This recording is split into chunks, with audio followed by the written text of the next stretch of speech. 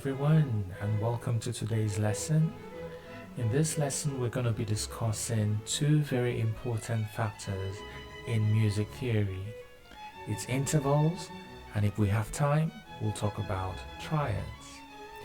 First, let's discuss intervals. What is an interval? An interval is, in its simplest term, defined as the shortest distance between two notes. So if I were to travel from C to D, I can measure that distance and refer to it as an interval. So the question will be put like, what is the interval between C and D? And in this case, it's a second. Then the question is, why is it a second? Why not third? I mean, when you play C to D, you'd have passed through this key, which is C sharp or D flat. So you would have gone C to D flat to D. So why do we call these two distances, why do we still refer to them as a second? The easiest way to answer this question is to think of the number of letters you're discussing or you're dealing with. In this case, I'm dealing with two notes, first of all, which is C and D. And then also, there are notes that are right next to each other. So you have C and it goes straight to D, right? So if I had C to E, then it will be a third because I would have C, D, E. That's three letters I have to skip to get to E, and that would make it a third. So if I'm dealing with C to D, because I have only C, the letter C and D in between the spaces, I'll consider that a second. Same goes to if I have C and D flat. It'll also be the same scenario where I have just two letters, ignoring the accidental, be it a sharp or a flat. I'll still consider that to be a second. Hope that makes sense. Now let's move on. With intervals, there are two very important things or concepts that you need to know. We characterize intervals based on their quantity and based on their quality.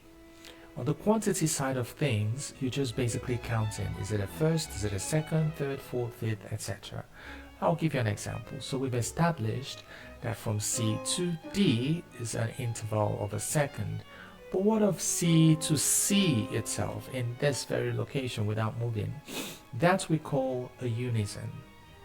So let's start from the unison. So C to C will be unison.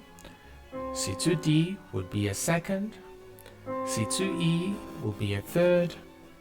C to F would be a fourth. C to G would be a fifth. C to A would be a sixth. C to B would be a seventh. And C to a higher C, one octave away, would just be called an eighth, one octave. Alright? Or you can just still call it a first again because it's the beginning of a new octave. I hope that makes sense. Now, that's all about the quantity of an interval, and this is true across the table, so it doesn't matter what key you're playing. Once you remember the scale of the key, your intervals should be pretty much the same. Let's move this away from C. Let's go to, say, the key of G. So we know that G to G then becomes unison. G to A will become a second. G to B will become a third. G to C will be a fourth. G to D would be a fifth, G to E a sixth, G to F sharp a seventh, and there you have an octave. I hope this makes sense. So it doesn't matter what key you're playing, once you're able to tell the scale of the key, you should be able to also refer to the intervals in terms of their quantities based on what degree of the scale they are on. Okay, now let's move on to the quality. When it comes to the quality of an interval, you're basically being asked the question, fine, this interval is a second or a third or a fourth, but what type of second or a third or a fourth is it? Is it a major second, minor second, diminished second, augmented second? Is it a major fourth, perfect fourth, diminished fourth, augmented fourth? What is it really? So you see, now we're bringing in a very new set of languages, a new set of words into the equation, which are major, minor, but then we also have the diminished, augmented, right? And perfect also. Okay, so let's start from here. When is an interval considered a major interval? An interval is considered a major interval if the two notes you're considering, the roots and the other notes, belong to the same scale. So if I had C and a B, for example, I have to remember, oh yeah, on the scale of C major, I do have a B. For that reason, I'm going to go ahead and say that this is a major interval. So I'll call this a major seventh. Why? Just because the root notes that I'm given and the interval above it, which I'm supposed to find, both belong to the same scale. For that reason, I'm going to consider it a major interval. Now, let's try another example. Say I have this note, the G sharp or A flat major, and I have to find what interval this note is, right? So the interval between A flat and F. Now the interval is a sixth. How do I know this? Because if I played the scale of A flat major, that will be the sixth note. 1, 2, 3, 4, 5, 6. Well, that is established. That is the sixth note of the scale, right? So we've established the quantity. Now in terms of quality, we go back to what we said earlier. The root notes and the note at the top, because both of them belong to the same scale, I would say it's also a major sixth. I hope that makes sense. Now question 2. At what points then do I consider an interval to be a minor interval? Now this one, there is no one easy way to explain it, but I'm going to do my best to try and put it out clearly to you. For you to find a minor interval, the first thing to do, I think, would be to rule out the possibility of it being a major interval in the first place. So we know that a major interval has to be on the same key. The two intervals being measured have to be on the same key. In the case of C to G, of course, they're in the same key, therefore they are majors. Now, what if I had a C to, say, that note, E flat? Of course, we know that C major has an E, but in this case, we're looking for C to E flat, the distance between C and E flat. First thing we need to establish is the quantity. So the quantity, because we're dealing with E, so C, D, E. Forget about the flat for now. We're going to still say that is a third. So the interval is a third. Now what type of third it is it?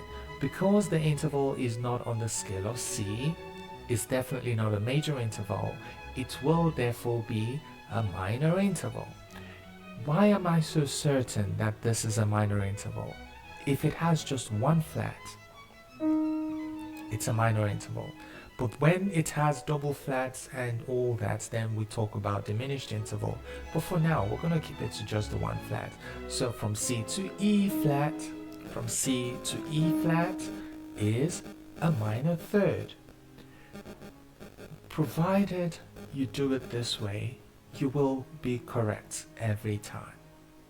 Now let's move on to the next number. Oh well, let's do a few examples more. So let's choose a random key. Say I'm choosing that note, which is now F sharp, and I would like to find the interval between this note and, let me use a note, that note. I want to find the interval between F sharp and E. What interval would it be? Well, first of all, we have F sharp E. So I'm going to take away the sharp and just count the letters. So it's F, G, A, B, C, D, E. So first information I have is the interval is a seventh, right? 7 notes. Now I have to determine if it's a major 7 or a minor 7.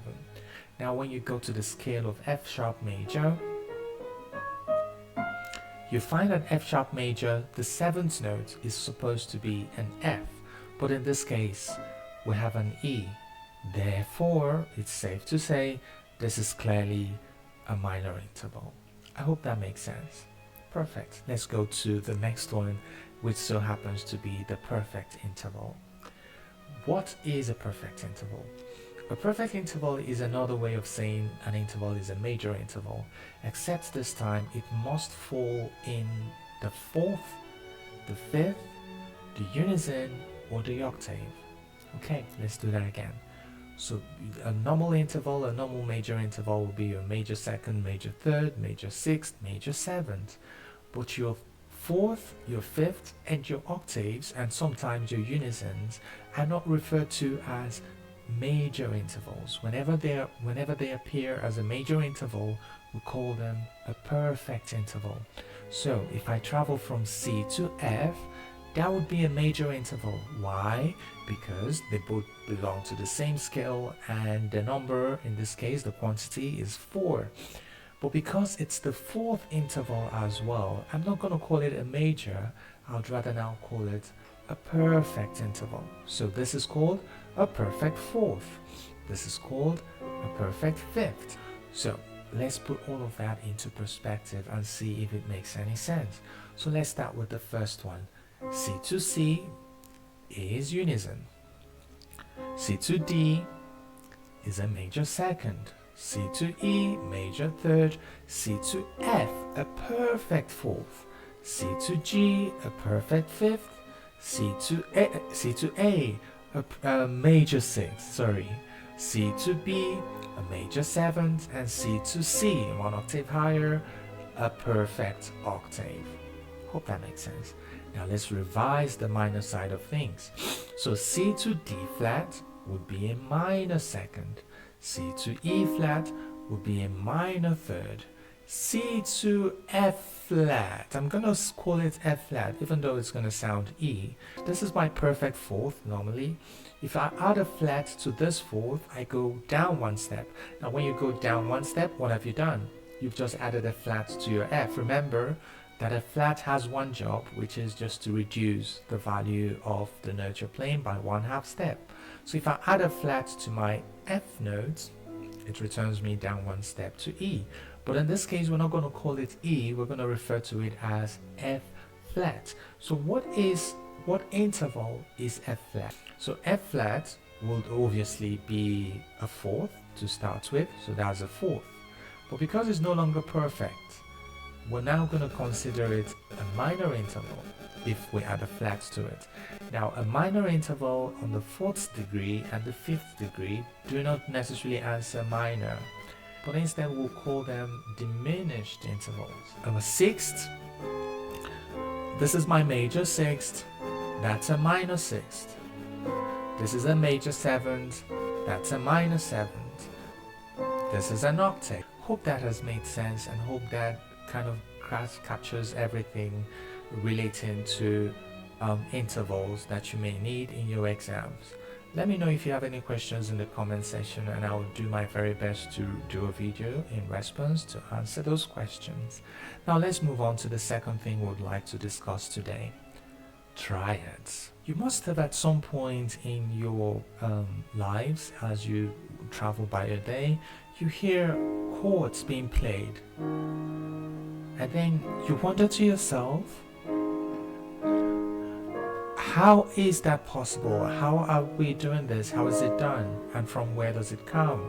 Right? Now, I'm going to try to explain it as quickly as possible.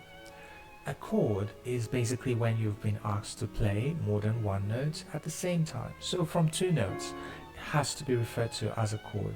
Sometimes, because it's so a little, because you're working with very little data, which is just 2 notes, we tend not to refer to them as chords, but just call them, yeah, that's just duets and stuff.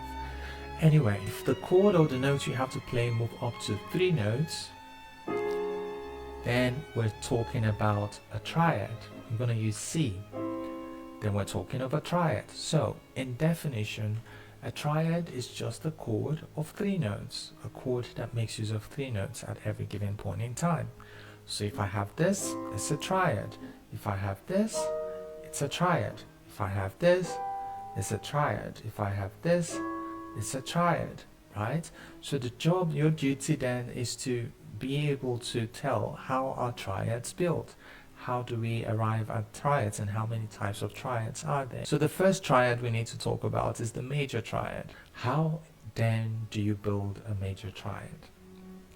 I have a formula that works with most of my students, or all of my students. I pick a root. Now your roots can be any notes. any note wherever on the keyboard on your instrument can be your root. So you pick your root. I'm going to pick C for ease. I pick C as my root. Then I'm going to count 4 half steps away from C, which would be 1, 2, 3, 4. Now that becomes my second note in the triad. I have 1 more note to go. For me to get that other note, I'll add 3 more notes or 3 more half steps. So I go 1, 2, 3. Put all that together and you have a major triad. Now this is true no matter what key you're playing. So let's move around a few keys. Let's go to the key of A. So this is A and I'm trying to build a major triad. Remember, I've never built this triad before. I just know the formula to this triad. So I pick my root and I go 1, 2, 3, 4. 1, 2, 3. And that gives me my A major triad. Quite easy. How about you try some triads on your own? Remember, the formula is simple. You have your roots, which I'm going to denote as R. You add 4 semitones or 4 half steps away from your root and add 3 more half steps away from your root. Remember, when you move your half steps, you don't count your root as 1. You start counting from your first move. So if I'm on C, C is not my first count. My first count is C sharp. That is when I've moved 2, 3 and 4 and so on and so forth. You can pause the video and try to find some interval or some triads on your own. Play around with it. There are no restrictions to this rule. No matter what your root is, if you apply this rule, apply this formula properly, you'll always arrive at a major interval. Now let's talk about the minor interval. Now let's talk about the minor triad. A minor triad is just a chord that in this case does not belong, or with all the notes, where all the notes do not belong to the same key. That's one giveaway to tell you it's a minor triad. Now there are other triads who also share the same definition, which is all the notes do not belong to the same key. For example, a diminished interval has 2 notes which do not belong to the same key. A diminished 7th interval, same thing. And you have your augmented interval as well. Notes don't belong to the same key. All the notes don't belong to the same key. So we need to make a distinction between your major and minor interval from other intervals there, from your major and minor triad from other triads there are. So the first rule is going to be the calculation part, the numbering, the counts, just like we did with the major interval. So you pick any root, and this time you do the reverse. So instead of counting 4 semitones, you end up counting 3 semitones first and then 4 semitones later. So this is your roots. We go 1, 2, 3 first of all, and then 1, 2, 3, 4 second of all. And you have that. That is C minor. So let's go over the rule again. The rule is you pick a root, which can be any key, that key for example, and then you add 3 semitones or 3 half steps. So 1, 2, 3, and then when you arrive there, you add 4 more half steps. So 1, 2, 3, 4, and that gives you a minor interval. How about you go ahead and give it a try? Try out a few minor intervals. Try out a few minor triads. I don't know why I keep saying intervals. Try out a few minor triads on your instrument and see if it makes sense. Remember, the rule for minor triads are you have your roots, add 3 semitones and add 4 semitones, and you would arrive at your minor triad. I hope this makes sense. I hope you've learned a thing or two about triads. I hope you'll be able to in future identify a major triad and a minor triad, at least be able to tell the difference. I hope you'd also be able to tell the difference between a major interval, a minor interval, a diminished interval, a perfect interval, and we didn't discuss the augmented interval, but we'll talk about that in a different video. For now, keep practicing and enjoy every bit of it. I'll see you in the next video.